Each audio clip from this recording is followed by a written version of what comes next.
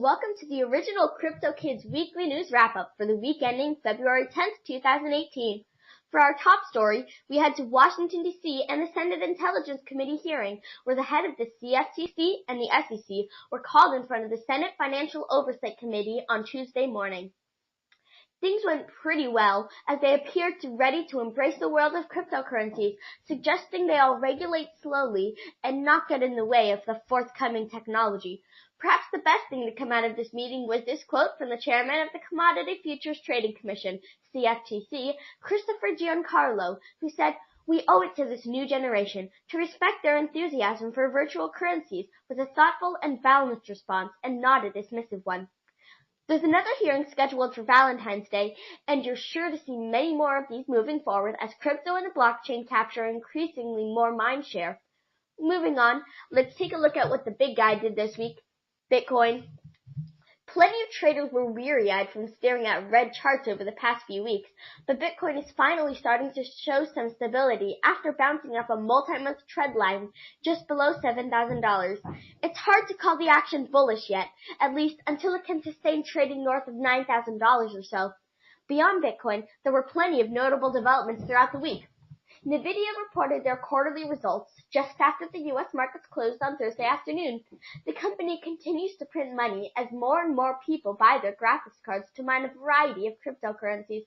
Remember when GPUs were forgiving? Pepperidge Farm remembers. In other news, Goldman Sachs analyst Steve Strongin trotted out an internal note on Monday that claimed that most cryptocurrencies would be going to zero is an odd statement, since zero isn't even a tradable number. He also likened the current market to the dot-com bubble of the 90s, which is frankly a pretty lazy assessment. Across the pond, ECB President Mario Draghi delivered some encouraging opening remarks in front of the European Parliament, stating that European banks could soon start buying Bitcoin. This is welcome optimism, as last November he said that there was limited impact from cryptocurrencies. Finally, towards the end of the week, we were treated to two near scandals in the crypto world. First, trading behemoth Binance suffered a major outage lasting for pretty much an entire day, resulting in some scared investors and epic Twitter wars.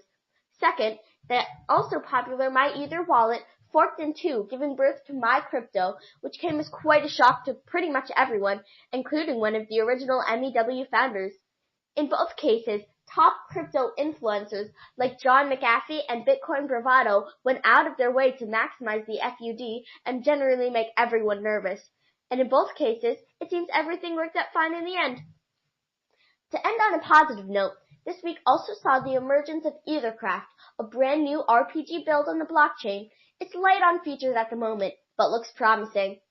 Alrighty, that completes this week's episode of the original Crypto Kids Weekly News Wrap-Up. Catch you next Saturday, and until then, happy hodling!